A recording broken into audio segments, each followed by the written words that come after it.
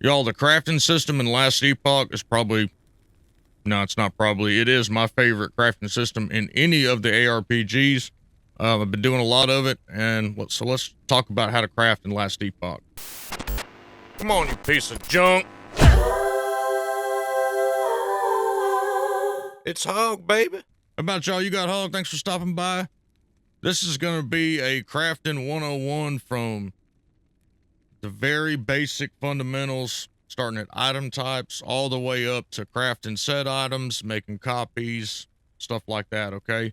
But first, let's hear a word from this video sponsor. Thank you to boot.dev for sponsoring this video. I've been using boot.dev for going on 3 months now, and I'll tell you, it's the easiest way that I've ever found to learn back-end web development for Python and Go. I'm currently working on a Python lesson, and boot.dev has included an ARPG game as a learning example. Personally, this is the best way for me to apply what I've learned and actually retain and understand it in a practical setting. Associating learning code with game examples keeps me engaged in the lesson.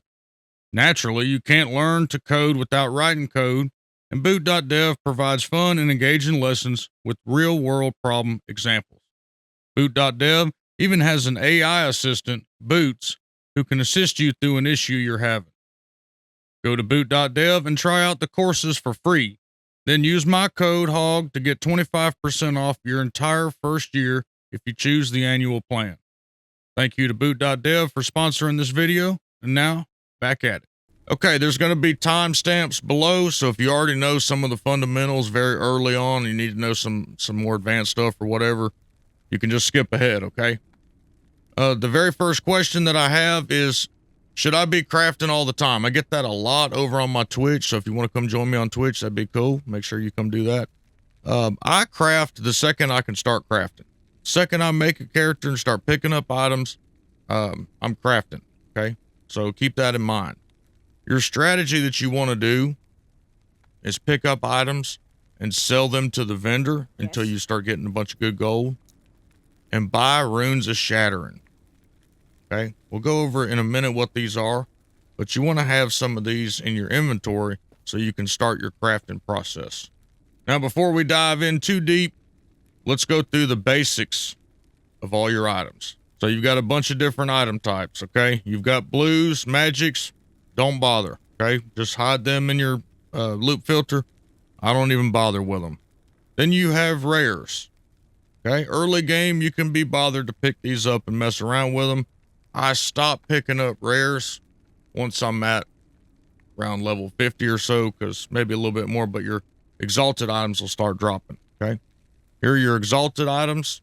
What's so special about these? They have a T6, T7 affix. Okay, I'll get into affixes soon. This means a high affix that's drop only. Then you have uniques. Uniques can have no legendary potential or legendary potential. What is that? Legendary potential is a number from 1 to 4, which basically allows you to add extra affixes onto that item. When you do this, it makes it a legendary item. So you see on the right there, we've got a regular unique with legendary potential. Then over on the left, we have a legendary item that has 4 extra affixes. Now, granted, it's a weaver's item, which might as well talk about weavers. You do have weaver items that have weaver's will. Weaver's will, as you kill naturally, it will RNG based put a affix on there.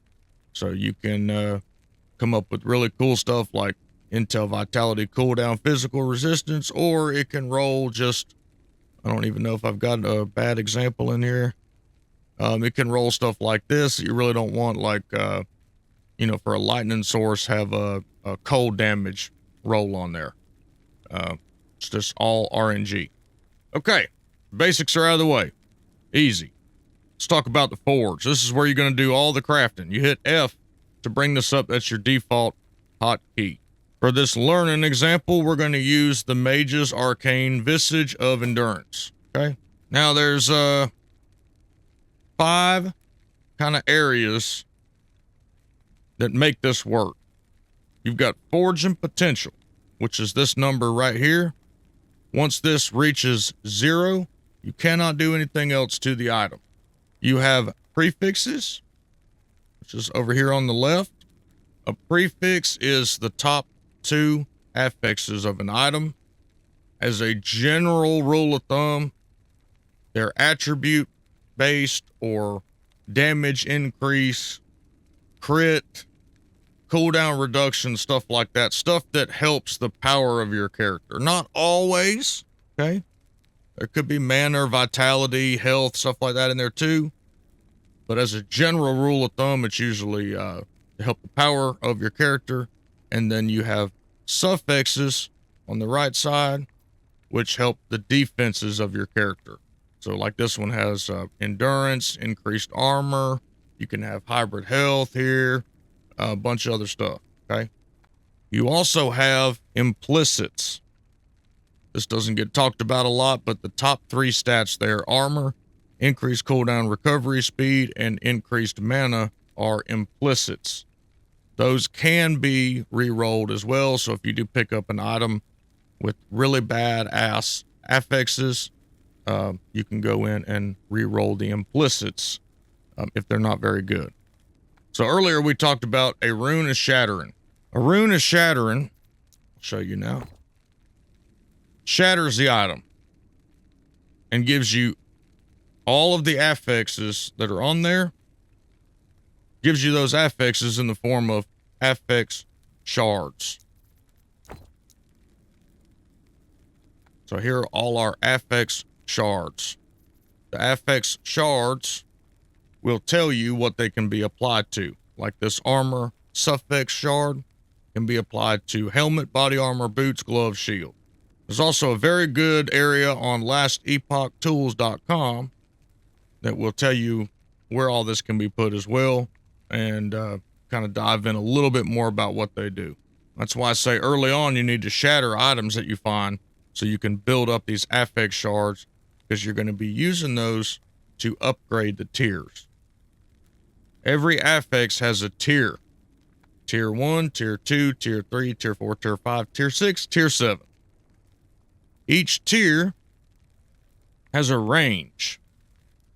So if you see on my helmet that I'm currently wearing, 72 health is a Tier 5. A Tier 5 has a range of 61 to 90. So that 72 health could have been a 90 if it rolled the good way. Keep in mind, there are ways to adjust a lot of this stuff while you're crafting.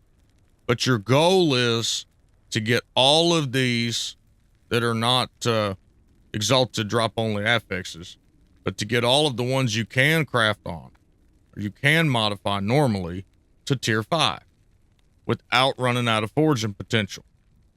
That's your overall goal.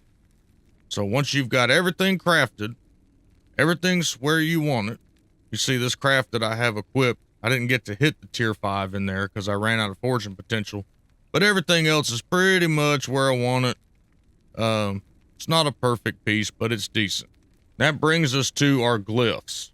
Here are the different glyphs we can have. There are 5 of them. You always want to have some kind of glyph in here if you're doing a modification. The first one is the Glyph of Hope. This modifies the outcome, granting it a 25% chance to have no forging potential cost. This is the one you always want to have in here if you can. Anytime you're doing any upgrades, or you're trying to upgrade an affix, or you're doing adding an affix, make sure to have this, because it can save you from using any forging potential. You have a 25% chance using this glyph to not use any forging potential, and that's how you can really get some good crafts, is by using this glyph. The next glyph is the Glyph of Chaos. In a nutshell, I'm not going to read this to you, but layman's terms, you've got T2 endurance. I don't want T2 endurance. I want to roll that to something else. So I'm going to use that Glyph of Chaos. However, be advised that when you use the Glyph of Chaos and it rolls, it upgrades it to the next tier. How many tiers can you have on a craft, y'all? 5. So if it's at T1 and you're using a Glyph of Chaos, you get what, 4? You get 4 chances to get what you want, and then it's locked in. You could get a T5 like throwing damage or minions or something that you really don't want on there, unless you want minions, but you get what I'm saying. It is expensive to do this. So you can't use the Glyph of Hope with this. It does cost quite a substantial amount of fortune potential, so be aware of that as well. The Glyph of Order. Okay, this one's kind of a specialized one. Earlier we talked about the tier ranges. There's, you know, like this 5% endurance, 5 to 6%, or the 15% increased armor. That's a 13 to 16% roll. We've got a 15. That means it's a high tier roll. You could have a low tier roll. So like if I hit 13, that would be a low tier roll.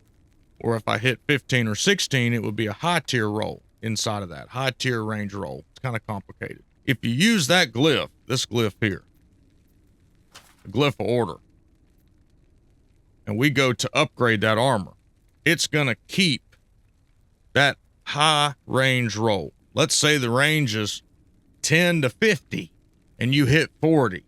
It's going to keep that high range roll on the next tier.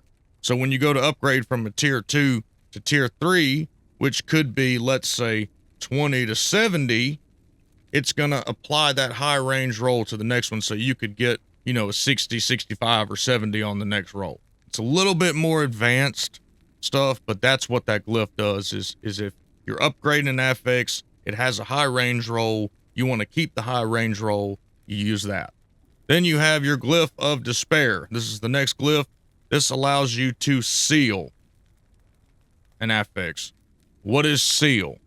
Seal means, like this tier 1 vitality that I have, if I used, well, we'll just do it now. If I used the Glyph of Despair on this tier 1 vitality, it seals it. It's moved it out of the way, and I can't mess with it anymore. But it's opened up the slot that it was in. So now I can put whatever else I want to in here. I got to jump in here and post real quick and point something out about this glyph. T1, you're almost always going to seal. As your tier goes up, the chance for that to actually seal is low. Now you can still seal a T3 or a T4, but just know that your chances are real low. And what's going to happen is if you don't seal it, if it doesn't hit and seal, it's just going to upgrade that same affix. That's very important, and I didn't just want to throw a piece of text on there. Back at it. This becomes really helpful when you're crafting a set helm. The affix shard for this set is a prefix. So if I had an item that dropped with an open prefix slot, I could take the set item slot, the set item affix, put it in that prefix slot, use the seal glyph, the Glyph of Despair, seal it.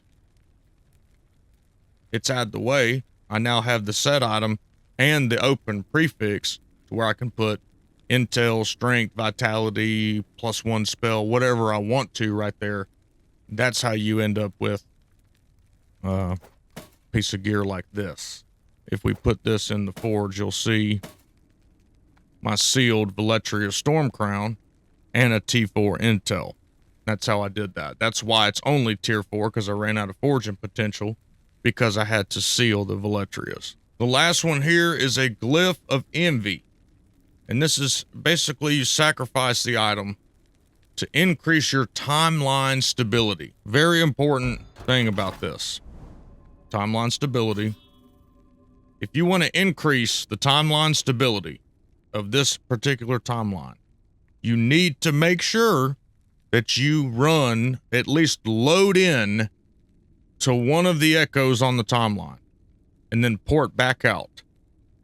Then you can use that glyph to increase the stability. And I'll just show you on this piece of junk here. We have 230 stability. Okay, we bring up the forge. We use the Glyph of Envy, and we upgrade just anything that can be upgraded. Let's do this tier 1 crit. It's going to completely change the item into something totally different. Completely different item type. Now it's still a sword, but it's something else. And then it's granted us stability. Now we're at 417. And that's how you can quickly get your stability up. All right, the next thing we got to talk about is runes. There's lots of runes and they do lots of things, and this is how you can really get some cool crafts is with your runes. So we got our rune button right here. These two buttons, one opens up your runes right here. This big one opens up your crafting inventory screen. We're going to click on the rune button to see all the runes. So we've been over the rune of shattering. We'll shatter one. I'll show you what it does. We want these affixes. Put the rune of shattering in there. You don't need to use a glyph because it's going to destroy the item. So save your glyph for this one, and then we'll shatter it. And now you see we've gotten +3 fire damage shards went to my inventory, and the critical chance went to my inventory. So the next rune we have is the rune of refinement, and this re-rolls the values of all affixes on an item within their tier. So this won't upgrade them, it will just re-roll. If you have a 10 to 15 range and you've rolled a 10 and you want it to try to be a 15, this will do that. Just be aware that it rolls everything, okay? We can go ahead and do that now. So we've got 18, 5, 15. Now we've got 26, 13. Just re-rolls everything. So now we've got the max tier 6 and better numbers across the board, basically. Notice it used 10 forging potential. And a note on this, it will tell you right here what the range is that it could cost. And it tells you at the bottom how much it did cost. The next rune is the rune of removal. This removes a random affix on an item, returning a number of shards equal to its tier. So if you find a really cool item, but it's, you know, I don't know, it's got a prefix slot taken up and you need that, or it's got a piece of junk on there you don't need, you got a 1 in 4 chance to use this rune and remove that affix. And sometimes it works and sometimes it removes the T6 or T7 off of there, and then you're destroyed. So we'll do it here just to show you what it does, and we'll see if it removes the T6, which it usually will. Again, you want to use a Glyph of Hope here to try to ease some of that forging potential. Same thing with the other rune that I just showed you, the refinement. You want to use your glyph. This is one of those examples. Okay, so we're going to remove it, and it did not remove the T6. It also did not cost us any forging potential at all. So now we've got a sealed T1 vitality, which is, you know, we would never seal vitality, but okay, it's there. We have an open prefix, an open suffix, and 28 forging potential. We're actually sitting pretty good here. The next one is the rune of discovery, and this adds random tier 1 affixes to all the empty slots. Okay. It also has a chance of rolling rarer affixes. So this is a rune we could use right here. We have 2 open affix slots. We could get some rare stuff here. I personally don't use this probably as much as I should, but we'll use it now just to see what it does. Again, make sure you have your Glyph of Hope in here. Okay, boom, Glyph of Hope saved us again. 28 forging potential. We did not use any. It's added void resistance, and it's added +1 to focus. Okay, and the rune is shaping. This will re-roll all implicits on an item. And usually what I try to do with this is when my item's done, when I've got all my T5 affixes, everything's cool, my implicits are a little low, and I've got some forging potential left, maybe 2 or 3 left, I'll hit this 1 time or 2 times, however many times the forge will let me, and see if I can increase the implicits on the item. Remember, the implicits are up here at the top. Now this one's 12% increased cooldown recovery. The range is 7 to 15, and 12% increased mana. Range is 7 to 15. So using this, and we will do it just to show you. So using the Rune of Shaping, see 12. Let's use it. Ooh. And we're at 14. Now that was a devastating thing right there. We should not have done that, and this is why I do this at the very end of a craft, because it just cost us 22 forging potential. We've ruined the craft now. You should always do this last, or any of these major runes, once you've got everything else done on the item. See, now we've got 6 forging potential to try to upgrade 3 affixes to T5. Just ain't gonna happen. Probably the first time we touch that T1 focus, it's gonna zero us out. Okay, now the bottom level of runes, these are the more advanced level runes. These are the special runes, okay? Rune of Ascendance, in a nutshell, turns this into a unique item. Using this on a silver ring could turn it into any unique ring, but it changes the item into a unique or set item of the same item type. Okay? None of the properties of the base item are retained, because it completely changes it into a unique. This one here is the Rune of Creation. This is like a mirror in PoE. Duplicates the item, but reduces the forging potential of both the original and the copy to 0. This is extremely rare. I only have 1. Don't use this. Just, that's all I'm going to tell you. I mean, use at your own risk, but I'm going to save this. I would only use this if you find like I don't know, a exalted item with 4 tier 7s, or like the most godly item you've ever found. That's when I would use this. After all of the crafting was done and you had like 1 forging potential left, you know, but again, these are so rare. Don't use it. The next one is the Rune of Weaving. And basically what this does is transform some of the Weaver's Will on a Weaver's Will item and puts the affixes on there instead of you having to go kill to do it. So I have 1 of them. I'll show you what it does. So we've got these gloves. It's got 16 weavers. Let's put the Weaver's Rune of Weaving in here.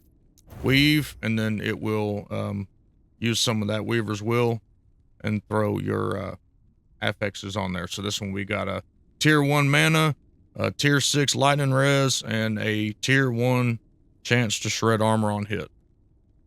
If we had another one, we could do it again and see what happens. But that's what that rune does there. The next rune is the Rune of Havoc. This shuffles the tier of a non-sealed affix. Remember, when you seal an affix, you can't touch it. Nothing touches it. It's sealed, it's permanent, can't be messed with. This shuffles the tiers of a non-sealed affix on an exalted item with 4 non-sealed affixes. So you could have 5 affixes and have 1 sealed, it'll still work. So what this does, this is actually one of my favorite runes. If you have an exalted item that drops with, let's say, like this one is, okay? T6, chance to cast fire aura when hit. Well, I don't want that. I would rather the exalted item or the exalted affix on this item be the +1 to focus.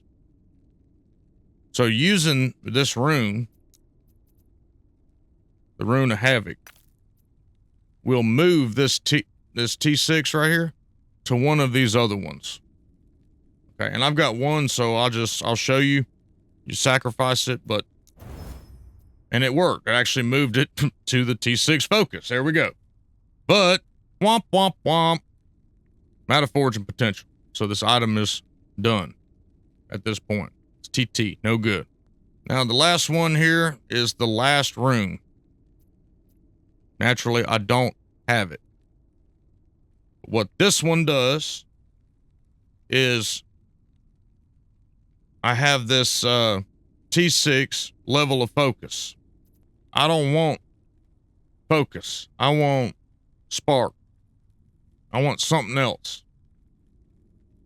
That will re-roll that T6 or T7, that exalted affix, into something else randomly. Of course, it'll stay a prefix, but that +3 to focus could roll to intelligence, vitality, whatever. That's what that rune does. Sorry, I don't have any to show you. And that's it for basic crafting. Very simple.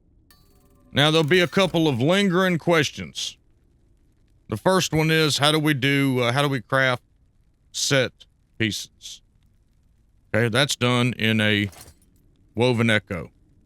So if we go to our woven echoes here, at the very bottom left, the Great Bridge, and you can run it anytime. You run the Great Bridge, at the end, there's a forge or like a inventory screen that you bring up, and you put set pieces in there that you want to shatter, and you get the affixes. You don't have to have the full set. So if I just wanted like Veletria's staff affix, I could just put the staff in there and get what I needed. Okay. All right, let's talk about how to add an exalted affix onto your legendary potential items. You're going to want to go to the temporal sanctum. Right click on your key. It'll bring you here. Click on the door. Drop your key in, drop your portal charm in. You want to go straight to the boss.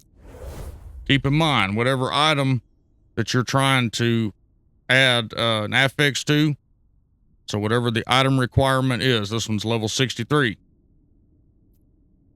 You're going to have to run the dungeon correlates to that, like this one. Level 3, 75 and below. Level 2, 65 and below. Level 1, 50 and below. We'll just run a level 2. 63, 65, we should be good. Let's run it. It's going to open a portal. Go through the portal. Don't be like me and mess up all the time and don't go through the portal. Now, click on the door. Julia. Fight her.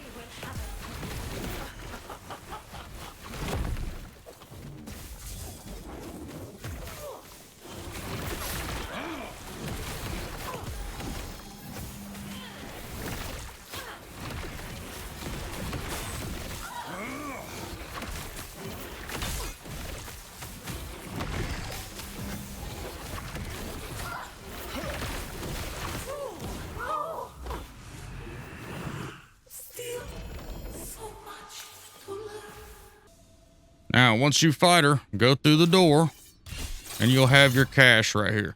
We'll just use this armor. Now, remember, it's very important that you have 4 affixes on here.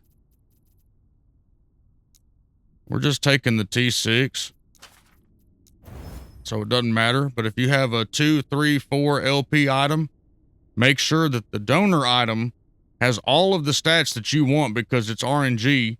You can pick one, but it's RNG what the other ones are that go on there for you. Now, we're going to click on the cache. We're going to take our unique. Take our donor item. Select a guaranteed affix. This is what we want. We want the guaranteed T6 just for this demonstration. It's not really anything you'd ever want really, but we're going to select, that's what we want to go on there. We're going to hit seal. Now you're going to warp, hit B and warp to the other time zone. Open the cache. Ta-da! 42% increased armor. Dropped it on there. Good to go. And it's that simple. That's how you get your legendary potential put on there. So that should give you a crash course in crafting. You should be pretty dangerous after this video. Should give you everything you need to know. I highly encourage you to craft, and play. Don't worry about, too much about, unless it's a super badass item, don't worry about bricking it too much, and just have fun. Join the Discord if you want more LE players to play with. Come join me on stream. Big shout out to boot.dev for sponsoring this video. Hit like and subscribe for more Hawg content. As soon as we get some more seasonal updates and stuff coming up, we'll have some more parodies and all naturally coming out for y'all. We're just in our mid-season kind of lull with ARPGs. But anyway, we'll see y'all next time.